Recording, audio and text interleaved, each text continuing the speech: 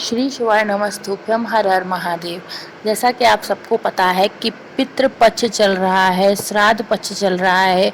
हम लोगों को पितरों को अपने खुश करना है, जिससे कि हमारे पितर इस महीने श्राद्ध पक्ष से बहुत ही खुश होकर जाएं, तृप्त होकर जाएं और हम लोगों को आशीर्वाद देकर जाएं।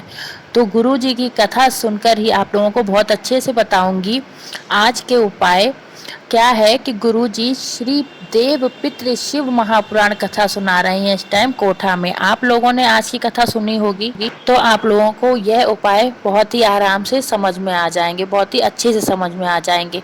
तो पहला उपाय जो आप लोगों को स्क्रीन पर दिख रहा है, कुश का उपाय, मतलब कुशा का उपाय पितरों के लिए बहुत ही शुभ मानी जाती है। आप लोगों को इस टाइम स्क्रीन पर कुश का आसन दिख रहा होगा, कुशा का बना हुआ आसन दिख रहा होगा। कुश दो रूप में हम लोग यूज करते हैं।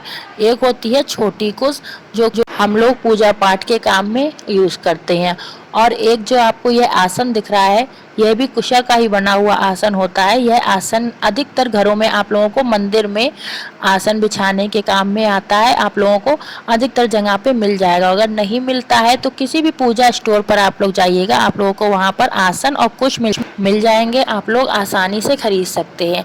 तो गुरु जी ने जो उपाय बताया है कुशा का उपाय, उस उपाय के अंतर्गत हम लोगों को 3 कुश के आसन या फिर छोटी छोटी जो कुश होती हैं उन चीज़ों की आवश्यकता पड़ने वाली है। तो जो हम लोग 3 कुशा के आसन लेंगे उनका हम लोगों को क्या करना है, पहला जो हम लोगों का मेन गेट होता है, लोहे वाला गेट होता है, उसके थोड़ा अंदर जाके जो सेकंड गेट होता है लकड़ी का, उसके अंदर सीधे हाथ की तरफ हम लोगों को या तो आसन या फिर जो छोटी कुश होती है उसको रख देना चाहिए। इससे हमारे पितर हमेशा तृप्त रहते हैं। सेकंड नंबर पर हम लोगों को रखना है ये कुश का आसन या फिर कुश, दोनों में से कोई भी चीज़ आप रख सकते हैं। किचन में जो पितरों का स्थान होता है, पानी का बर्तन जहाँ भी आप रख रहे हैं, पानी आरओ में, कलश में, बाल्टी में, जिस जगह आप रख रहे हैं वहाँ पर आप लोग छोटी सी कुश रखें। इससे भी पितर हम लोगों के हमेशा तृप्त रहते हैं। थर्ड जो होता है हम लोगों का मंदिर में आप लोगों ने अधिकतर जगह पर देखा होगा कुश का आसन होता है। कुश के आसन पर बैठकर पूजा करना बहुत ही शुभ माना जाता है, और जिस भी घर के मंदिर में कुश का आसन यूज किया जा रहा होता है उस घर के पितर तृप्त रहते हैं, बहुत ही ज़्यादा खुश रहते हैं। चलिए अब बात करते हैं इस वीडियो के अपने दूसरे उपाय की, जो कि बीमारी के लिए है और आप लोगों को कुशा से ही करना है। जो आप लोगों ने कुशा का आसन देखा था वो इसी कुशा से बनता है जो अब आप लोग स्क्रीन पर देख रहे हैं। तो हम लोगों को इस उपाय के लिए यही वाली कुश चाहिए। साथ ही लेना है आप लोगों को तांबे का कलश, और उसमें अपने घर से, अपने किचन से ताज़ा जल लेना है, ठीक। और जो आप लोगों ने कुशा ली है उस कुशा को इस जल में डालकर 20-25 या आधा घंटा के लिए आप लोगों को रख देना है। यह कुशा वाला उपाय आपके घर की बीमारी को तो ख़त्म करेगा ही, साथ ही आपके घर में जो पितृ दोष लगा हुआ है जिसकी वजह से आपके घर में बीमारियां हो रही हैं उस दोष को भी समाप्त कर देता है। अब आधा घंटा होने के बाद आप लोगों को इसमें कलश में से कुशा को निकाल लेना है और कुशा को अपने घर में ही कहीं पर रख लेना है, और जो कलश में जल है उस जल को लेकर आप लोगों को पहुंच जाना है भोले बाबा की शिवलिंग के पास। यह उपाय आप लोग घर पर भी कर सकते हैं, और अगर मंदिर में करेंगे तो ज़्यादा अच्छा रहेगा, है ना।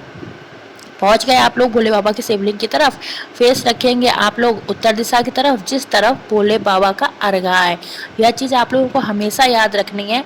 आप लोग अगर दिशा भूल भी जाएं तो बस आप लोगों को शिवलिंग का अर्घा देखना है किस तरफ है। जो आप लोग कलश में कुशा का जल लेकर आए हैं उस जल को भोले बाबा के ऊपर कतई समर्पित नहीं करना है। भूल कर भी आप लोग यह जल भोले बाबा की शिवलिंग पर समर्पित मत कीजिएगा।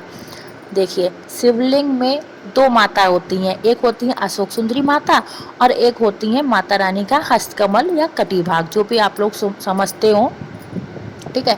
तो आप लोगों को इन दोनों स्थानों पर भी इस जल को समर्पित नहीं करना है। इस जल को आप लोगों को समर्पित करना है जो अशोक सुंदरी माता और माता रानी के हस्तकमल का जो बीच वाला भाग है, जो खाली स्पेस है, उस जगह पर आप लोगों को इस जल को समर्पित करना है।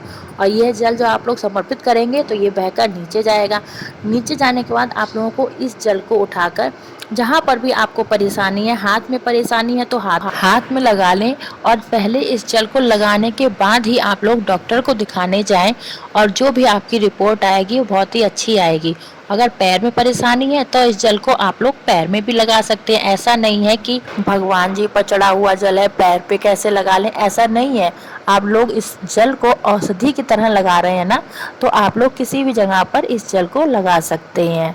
चलिए, ये 2 उपाय तो आपको समझ में आए, है ना। अब तीसरे उपाय की बात करते हैं। तीसरे उपाय में हम लोगों को चाहिए, जो ये आपको वाइट फूल दिख रहे हैं ना, ये है कुसा के फूल। ठीक है, नीचे कुसा होती है, ऊपर कुसा की फूल है। अगर आप लोगों को कुसा के फूल मिल जाए तो बहुत ही अच्छा है।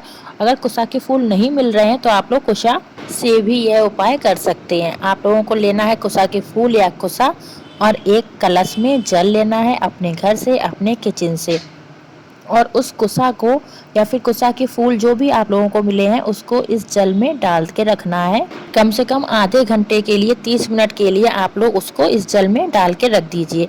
उसके बाद आप लोगों को उस कुसा को या कुसा के फूल जो भी आपने डाले हैं उसको निकाल देना है और किसी भी पेड़ पौधे के नीचे आप लोगों को उस कुसा को डाल देना है। इधर उधर कहीं भी मत फेंकिएगा, पेड़ पौधे के नीचे डाल दीजिएगा। उसके बाद आप लोग पहुंच जाएंगे भोले बाबा की शिवलिंग के पास। फेस रखेंगे उत्तर दिशा की तरफ। उपाय आप लोग किसी भी समय कर सकते हैं, सुबह भी कर सकते हैं और शाम को भी कर सकते हैं। ठीक है, तो जब भी आपका मन करे यह उपाय आप लोग कर लीजिएगा। जो आप लोग कलश में जल लेकर आए हैं उस जल को आप लोगों को भोले बाबा की शिवलिंग के ठीक ऊपर समर्पित कर देना है।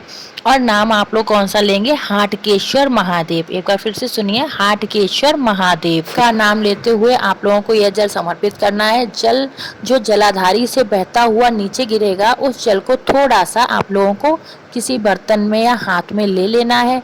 उसको लेकर आप लोगों को घर चले जाना है। और जो भी व्यक्ति आपके घर में बीमार पड़ा हुआ है, बहुत दिनों से दवा खा रहा है, कुछ असर नहीं हो रहा है, फायदा नहीं मिल रहा है, उसको आधा चम्मच हाटकेश्वर महादेव के नाम पिला दीजिएगा। उसकी जो भी बीमारी अगर पितृदोष की वजह से है तो वह समाप्त होने लगेगी। चलिए अब बात करते हैं अपने चौथे और आखिरी उपाय की, जो इस वीडियो में आपका आखिरी उपाय है। उस उपाय को आप लोगों को करना है। सबसे पहले लेना है गंगा जल, थोड़ा सा गंगा जल लीजिएगा। सेकंड आप लोगों को लेना है कुश, जो बाजार में आसानी से मिल जाती है। थर्ड आप लोगों को लेना है तांबे का कलश, उसमें डाल लीजिएगा गंगा जल, थोड़ा सा जल, और कुछ आप लोगों को इस जल में, इस कलश में नहीं डालनी है। साथ में ही लीजिएगा एक बहुत ही सुंदर सी बेलपत्र और लेकर पहुंच जाइएगा भोले बाबा की शिवलिंग के पास, है ना। शिवलिंग के पास जाकर आप लोगों को जो एक बेलपत्र लेकर आए हैं वो आप लोगों को शिवलिंग के पास पहुंचने के बाद ही कलश में डालनी है। उससे पहले आप लोगों को कलश में ना कुछ डालना है और ना बेलपत्र डालनी है। उससे पहले आप लोगों के कलश में केवल गंगा जल होगा, ठीक है ना। इतना आपने कर लिया। उसके बाद जो ये जल है जिसमें बेलपत्र और गंगा जल मिला हुआ है, इसको भोले बाबा की शिवलिंग के ऊपर समर्पित कर देना है हाटकेश्वर महादेव के नाम से। ठीक है, नाम मत भूलिएगा महादेव का, हाटकेश्वर महादेव के नाम। ठीक है, समर्पित कर दिया आप लोगों ने जल। अब वह जल जो बहकर नीचे जाएगा उसको आप लोगों को थोड़ा सा किसी बर्तन में ले लेना है। अब उस बर्तन में आप लोगों को जो आप लोग कुछ लेकर आए थे उसको डालना है और पहुंच जाना है अपने घर।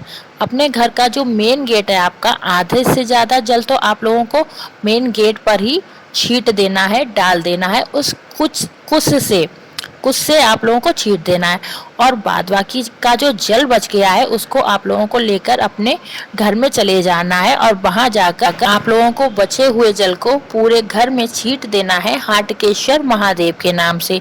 इस उपाय का मेन मोटिव क्या है?